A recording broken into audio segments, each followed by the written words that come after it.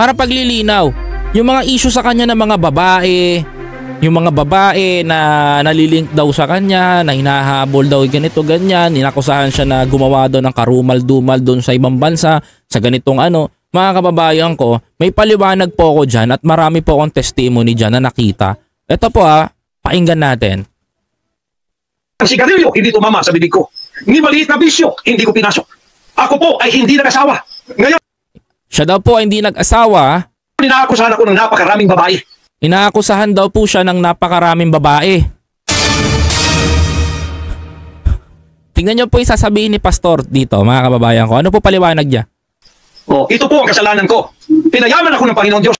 Ito daw po, ayan, ang kasalanan niya daw po, mga kababayan ko, yung pinayaman daw po siya ng Panginoon Diyos. Kita ko naman po, Pastor, because you are blessed. Because nakabili ka ng jet, nakabili ka ng nakapagpatayo ka ng kingdom, nakapagpatayo ka ng mga napakaraming churches. I believe that, no? Tuloy. Sakala nila sa akin, single ako, kaya pinag-aagawan ako. Uy, pinag-aagawan si Pastor Quiboloy. At least sa bibig niya po nang galing Single siya, pinag-aagawan siya. Totoo yan, mga kababayan ko Kung single man po si Pastor Quiboloy, choices niya po yun. No? Kung pinag-aagawan siya ng mga babae, well, kapag ang pastor talaga, mga kababayan ko, nagtoksido at humawak ng mikropono at nagpupuri ka talaga sa Diyos, mga kababayan ko, nakakapogi po talaga yon, dagdag pogi points yun. Totoo yan. Tuloy natin sinasabi ni Pastor, mga kababayan. If you get my point, paikuha na lang. Pagkatapos na ako ay maghihindi, mapapahiya, ibabaliktad nila sa akin. Yan ang ayun. Potiphar's wife syndrome. Ayun, 41st wife syndrome. Habulin pala to si Pastor Quiboloy talaga ng mga chicks. Sana all, mga kababayan.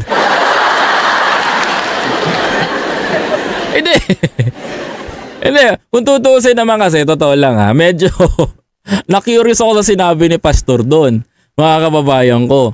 No, habulin daw siya ng mga babae, pinayaman siya ng ating Diyos. Kita naman natin kung bakit siya nagkaroon ng mga ganong kalaking ganong kayaman. Second, mga kababayan ko, hindi nga siya nakapag-asawa, mga kababayan ko, hindi nga siya nakapag-asawa. Tapos mga kapatid, hinahabulin nga siya talaga ng mga babae. Sabi ko nga sa inyo, kapag mapera ka talaga, may mga ganon. Pero pero sinabi ni Pastor dito, hindi niya nga daw pinatulan. Para matapos na po yung mga issue na mga kababayan ko tuloy. Hindi po ako nagsasalita ng ganito kasi mapapahiya ang mga babaeng yan. Medyo may pagkalalaki si Pastor doon nag-aagawan sila. Mahirap man sabihin. Pinag-aagawan nila ako. Uy, pinag-aagawan daw si Pastor Quiboloy. Sana all, Pastor. Diba? Hindi, akin lang. Sana all, diba? Diba, pinag-aagawan si Pastor Quiboloy. At least sa kanya nyo na narinig, mga kababayan ko. Sa kanyang bibig na yun, nanggaling, hindi sa atin, Ang sabi niya, mga kababayan ko, siya daw po ay pinag-aagawan ng mga babae. At ayaw niya lang daw magsalita dahil kapag siya daw ay nagsalita, mapapahiya lang daw yung mga babae. Totoo naman yun. Kasi mga kababayan ko, totoo po yun. Kapag ikaw nagsalita ka ng laban sa babae, tapos ganyan ang ginagawa, kumbaga, nilalamyerda ka ng babae, nagpapakit-pakit sa'yo, tapos babanata mo, tatamaan, at babatoy mo ng kung ano-anong salita, mapapahiya nga naman yung babae. I really admire that, Sir Pastor. Tuloy. Dahil nananawagan sa mga magulang, mayaman na tayo pag nangyari ko. Sabi, ayun naman pala, tumatanggi si Pastor Quiboloy kasi pag nag-asawa siya, yayaman yung babae. Yan.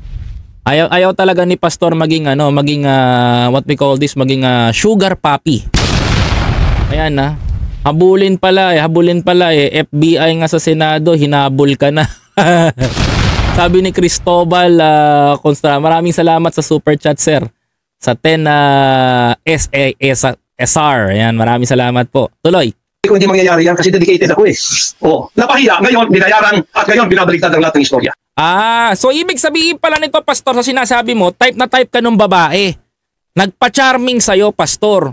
Ayan Ito, para magkaliwanagan lang nagsabi siyang ganito. Medyo naliliwanagan ako doon. So yung babae pala, nagpa-charming sa'yo.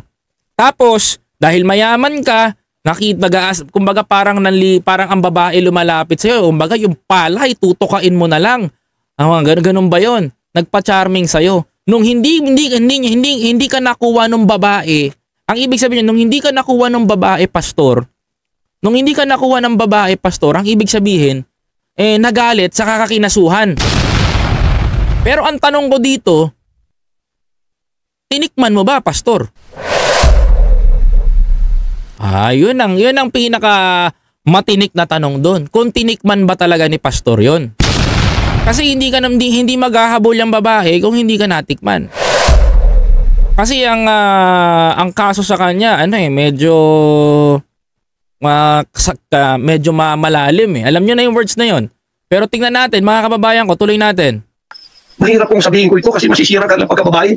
Masisira ang kanilang pagkababae. Pero ang tanong ko, yung nagsampa po kasi ng kaso doon sa ibang bansa, no? Ang kaso sa kanya is molestation.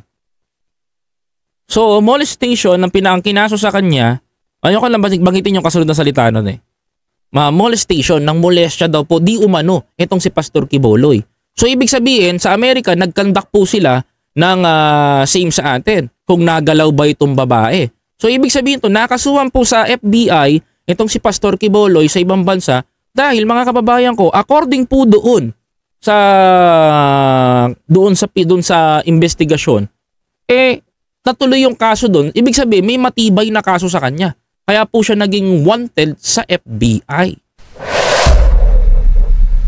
Sa bibig na nga po nang galing ni Pastor nung malaman niya na gano'n ang gusto mangyari, ayaw niya, mga kababayan ko, na yayaman lang daw yung ganito.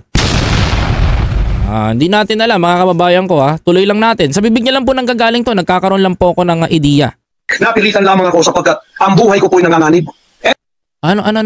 Ang buhay daw ni Pastor ay nanganganib. Tuloy nga natin to. Binayaran at ngayon binabaliktad ang lahat ng istorya. Mahirap pong sabihin ko ito kasi masisira ka ng pagkababae. Napilitan lamang ako sapagkat ang buhay ko po'y nanganganib. 10 kayo napilitan. 10 kayo napilitan at ang buhay nyo po'y nanganganib. Tuloy. Anytime pwede na akong kidnapin kung nakita ang aking lair, ang aking hideout. Kidnapin. Ibang situation naman to, mga kababayan Ibang situation naman to. Pwede daw po siyang kidnapin anytime, mga kababayan ko. Tuloy. Anytime pwede na akong ligwakin. Ang aking mga BOA leaders, hindi na po natutulog sa compound. Hindi na po natutulog sa compound? Kung saan na lang po mga miyembro kami natutulog. Ibig sabihin, you are around in Davao lang. Doon sa mga payak na mga bahay, doon sa mga bahay na hindi kilala. Sapagkat lahat po kami nakalista na. Napapakain, gugurgurin. Ayan, paratang na naman po yan. Kasi unang-una po, mga kababayan ko, parang parang nagtataka ako. Alam mo, Pastor, hindi kaya may nambubuyo sa inyo? May nambubuyot na nambubuyo sa inyo? Napapansin ko lang kasi yung mga paratang nyo po, Pastor, to be honest, respeto ko po yan kasi kayo po nagsabi niya, unang-una, pinaratangan nyo po na kayo po ay gugurgurin. Pero yung mga salita po na yan, mga kababayan ko, parang maharlika lang po Parang yung nagpipid po ata sa inyo, parang tao rin po, parang kayo rin po ata Kasi yung nagpipid kay maharlika, ganyan din po ang mga salitaang gugurgurin. Mga kababayan ko, di ba? Tuloy. Wala po silang takot kasi nasa kanila daw ang nagtatago ako sa kakisariling bansa. Kasi nga po, ayaw nyo, ito lang nagtatago po kayo sa sarili nating bansa, Pastor. Bakit po kayo nagtatago? Simple lang naman po. Kayo po ay pinatawag sa Senado. Ang kaso nyo po is pinasasagot sa inyo yung mga nangyari po doon. Yung mga nangyari po doon na binibintang po sa inyo na dati nyo daw po tao, na di umano'y dati nyo pong tao. Ang gusto lang malaman ng Senado kung kayo po ba ay totoo po ba ito. Simple lang naman po, haharap po kayo doon at kung haharap po kayo doon, mga kababayan, pabulaanan nyo po yung mga sinasabi doon. Diba? Ang problema po dito, umiilag po kayo, kaya ang tingin po ng tao sa inyo na nasisira po yung image niyo. Kasi hindi po kayo gumadaan doon, mga kababayan ko. Hindi po kayo dumadaan doon sa Senado na kailangan pong sagutin nyo yung mga tanong nila. Tama po ba, Pastor? Kasi po, ako lang kung wala po kayong kasalanan at malinis po ang inyong loob, mga kapatid, tutuloy po ako doon. Pero kung kayo po ay may tinatagong baho, may tinatagong sikreto, may tinatagong problema na mahahalukay sa Senado, iiwas po talaga kayo mga kababayan ko. Like what happened, natakot lang po kayo siguro. Ako tingin ko lang natakot lang to na makulong sa Senado kagaya ng Badoy and ka-Eric. Di ba?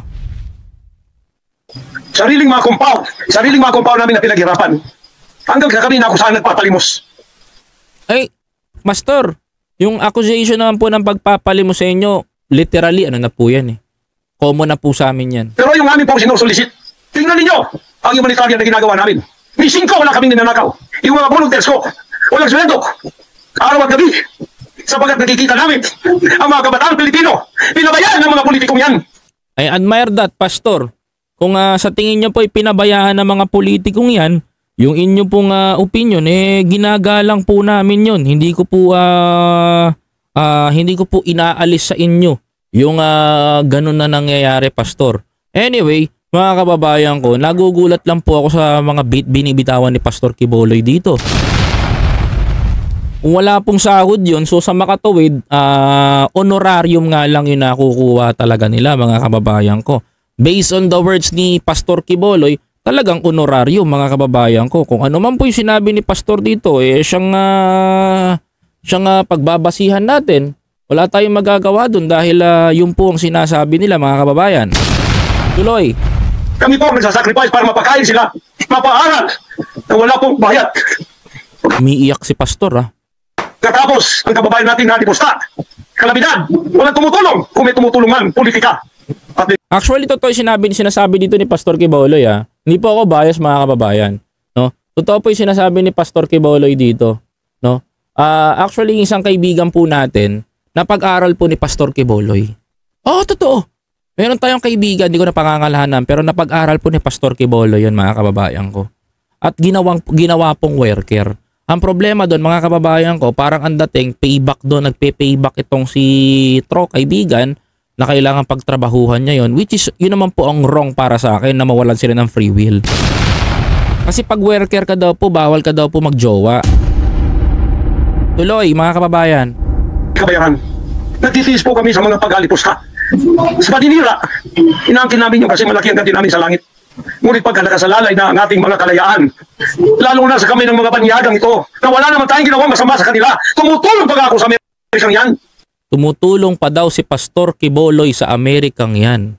Uy, medyo curious ako doon, mga kababayan ko, dahil si Pastor Quiboloy daw po ay nakakatulong pa nga daw po sa Amerika, mga kababayan ko. Well, napakaganda pong maganda po yung sinasabi nyo, Pastor. Kung totoo man po yan na pagtulong nyo sa Jamaica, mga kababayan ko, abay ayos yan. Dahil maraming mga Pilipino po ang maraming mga Pilipino po doon o mga ibang lahi ang medyo kapos din at hindi rin nakakapag-aral, walang library. Tuloy natin. Nagdodonate ako doon sa malalayong lugar tulad ng Apalachian na hindi nakapag-aral ng mga bata. Bumili kami ng napakalaking library para sila makapag-aral. Mga Amerikano po yan. Pastor, kahit naman po sabihin nyo po yan na tumulong po kayo kay ganito, tumulong po kayo kay ganyan, naglabas po kayo ng perang ganito, naglabas po kayo ng perang ganyan. Ang tanong ko po dito, Pastor, kailangan po ba natin na maisumbat po yan sa Estados Unidos? Kapag nagkasala ka rin po talaga at inakusahan ka nila, kailangan nyo pong harapin din po yun. Kasi hindi po kayo mawawanted sa FBI kung hindi talaga mabigat yung kaso ninyo. Diba? Tuloy. Kinikilala ba nila yun? Kung nagseselo sila sapagkat ako'y umusbong sa bansang Amerika, problema na po nila yun. Kung ako binigyan ng ama ng isang sasakyang panghipapuwi para hindi ako ma-delay sa aking worldwide na gawain, kasalanan ko ba yun? Ay, hindi nyo po kasalanan yun. Bigay po ng ating Panginoon yun, sabi nyo. Hindi po kasalanan yun. Bigay po ng Diyos yun, sabi nyo po. Tuloy. Kung ako dinigyan ng pampalipad na helicopter dito para mapuntahan ko lahat ng aking satellite sa buong Mindanao, Pilipinas, kasalanan ko ba yun?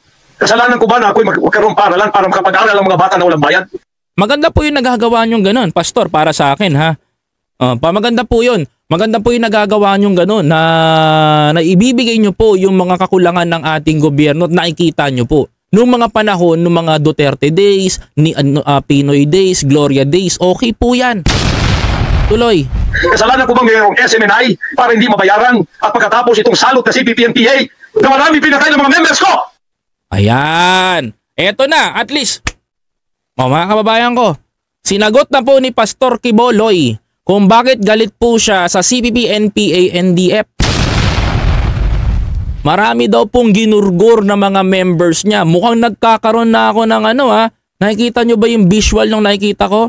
Mga kababayan ko, may dugtong-dugtong. Pinagtatanggol niya ang gobyerno ni Duterte. Nagagalit siya sa CPP-NPA. Kaya pala atake ng atake si Badoy, sila ka Eric, at yung mga anti-NPA, mga kababayan ko, na nandoon, na antay sila sa what we call this, yung peace talk, mga kababayan, dahil antay pala sila doon. Mga kapatid, ito po ang nangyayari ngayon, mga kababayan ko, nabibisual nyo. Marami po palang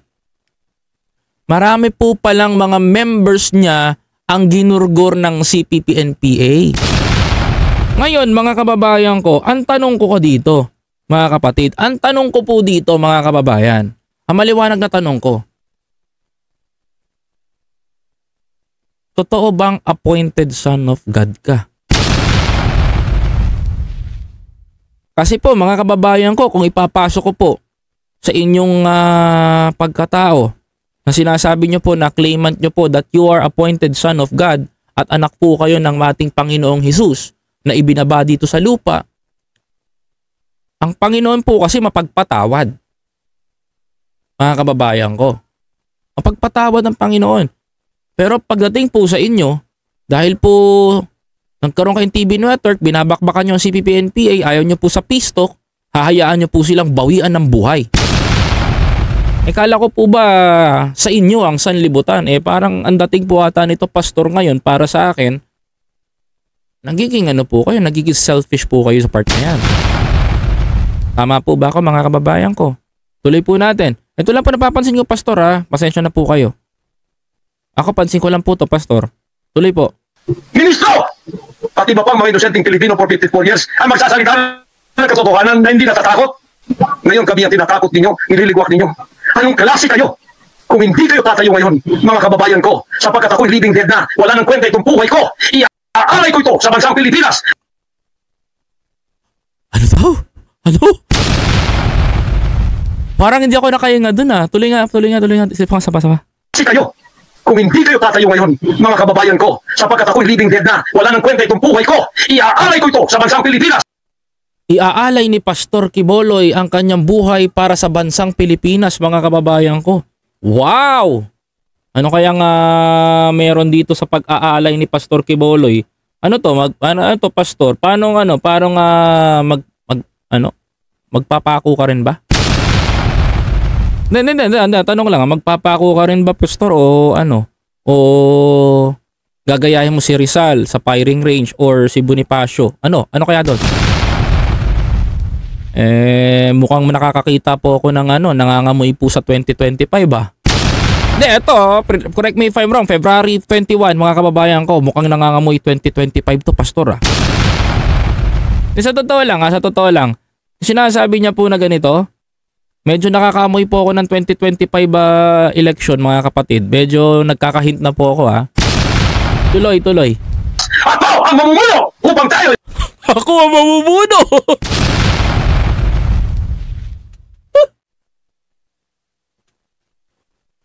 Kinabahan ako sa iyo, pastor.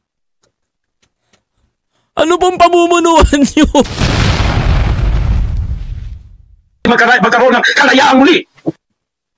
Ano daw? Tuloy nga natin. Tuloy. Tiga nga. Let's go! Ministro! Pati ba pang mga inosenteng Pilipino for 54 years ang magsasalita ng katotohanan na hindi natatakot? Ngayon kami ang tinatakot ninyo, nililigwak ninyo. Anong klase kayo? Kung hindi kayo tatayo ngayon, tuloy. Mga kababayan ko, sapagkat ako'y living dead na, wala nang kwenta itong buhay ko, iaalay ko ito sa bansang Pilipinas. Ako ang mamumuno upang tayo ay magkaroon ng kalayaan muli. Una sa akin.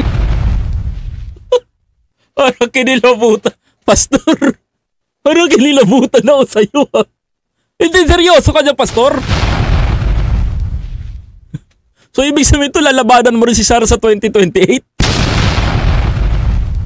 Siya daw kasi, hindi ko alam yung point niya na siya mamumuno mga kababayan ko. Siya daw po ang mamumuno. Nagulat ako Nagulat ako dun mga kababayan ko. From his mouth mga kababayan ko na siya daw po ang mamumuno. So ibig sabihin papalitan mo si Pangulong Bongbong Marcos mga kababayan. Hindi, seryoso mga kababayan ko. So ang ibig sabihin po nito, papalitan mo po ng posisyon si President Bongbong Marcos. Kasi sabi niyo po kayo mamumuno came from your mouth that you said na ikayo po ang mamumuno sa bansa natin. So ibig sabihin pamumunuan niyo po ang bansang Pilipinas at papalitan niyo po ba si President Bongbong Marcos mga kababayan? Medyo nagulat ako doon, Pastor baka maging president pang Kalawakan to. Mga kababayan. Medyo gulat ako dun medyo iba yung iba yung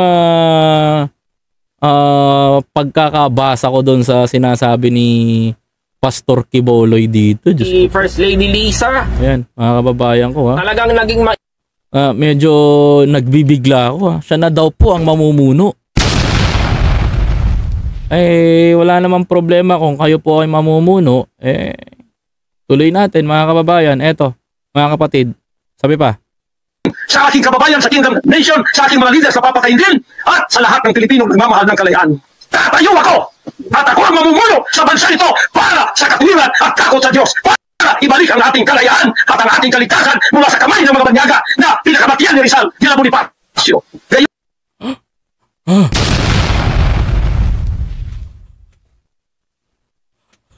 Narinig niyo yun? Tuloy natin. So pa nga, mga kababayan ko. Kaya muli, unang-una sa aking kababayan, sa Kingdom Nation, sa aking mga leaders na papatayin din, at sa lahat ng Pilipinong nagmamahal ng kalayaan. Antindi Tatayo ako! At ako ang mamumuno sa bansa ito para sa katwiran at takot sa Diyos. Para ibalik ang ating kalayaan at ang ating kaligtasan mula sa kamay ng mga banyaga na pinakamatiyan ni Rizal de la Bonifacio. Tatakbo ng presidente si Pastor! Ang haba ng discussion. Diyos ko po. So ibig sabihin nito, siya daw po ang mamumuno, tatakbo po si Pastor. Ngayon Pastor, alam na po namin yung punto nyo. Alam na po natin. Okay na po yan, Pastor. Napaka po ng inyong sinasabi. Klarong-klaro na po sa amin ito. Tuloy po. Ngayon ang panahon ng pagtayo. Ayaw ko pong gawin ito. Hindi ako politiko.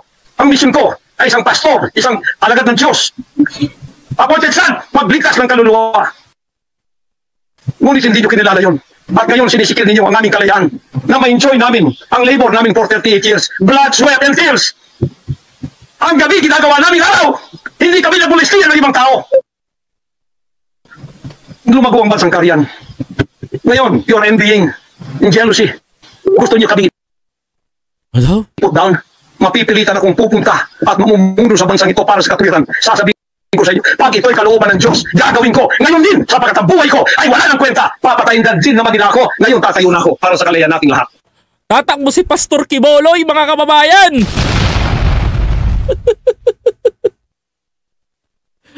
Nasyak ako dun Ang init ng mga binitawan ni Pastor Quiboloy Dinikdik niya talaga from down to up, mga kababayan ko. Tatakbo daw po si Pastor Quiboloy. Maliwanag po, mga kababayan ko. Ang sinabi ni Pastor Quiboloy na siya po ay tatakbo at namumuno sa bansang ito. Mga kababayan ko, matindi dun, mga kababayan. Ang lupit Tuloy. Mahal kong mga kababayan, ito po ang mahalagang mensahe ko sa inyo sa mga sandaling ito. Hindi ko po urungan ang sinumang gumagapi sa bansa ko at sa aking kalayaan na ako mismo nagtatago sa aking sariling bansa within 74 years. Hindi po nangyari ko ngayon lang. Pangulong Bongbong Marcos, akala ko Teka lang at mga kababayan ko Teka lang di ba po mawalang galang lang po, no? Yung kaso nyo po sa FBI, di ba Duterte days din po yun, mga kababayan? Panahon po ni PRRD, I think second year 2 years si PRRD, nagkaroon po ng kaso si Pastor Quiboloy. Bakit naman po nagagalit po kayo kay Pangulong Bongbong Marcos? Samantalang hindi po napigilan ni PRRD yun noon. Ikalawa po, mga kababayan ko, kung kayo po ay tatakbo, wala naman pong problema doon. At least na ipahayag nyo po yung gusto nyong saloobin na gusto nyo ipaalam dito sa channel natin. Binigyan ko po kayo ng ng boses.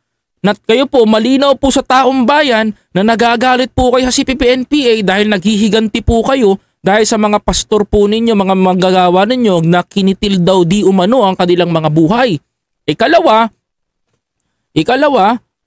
kaibigan nyo po si PRRD at kayo po at pangatlo, narinig po namin dito yung agenda mo na pagtakbo.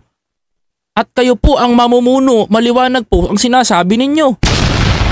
Wala na tayong dapat pag-usapan doon. That's enough, Pastor Quiboloy. Yun po yung gusto nyong iparating doon. We got your point. Okay na po yun.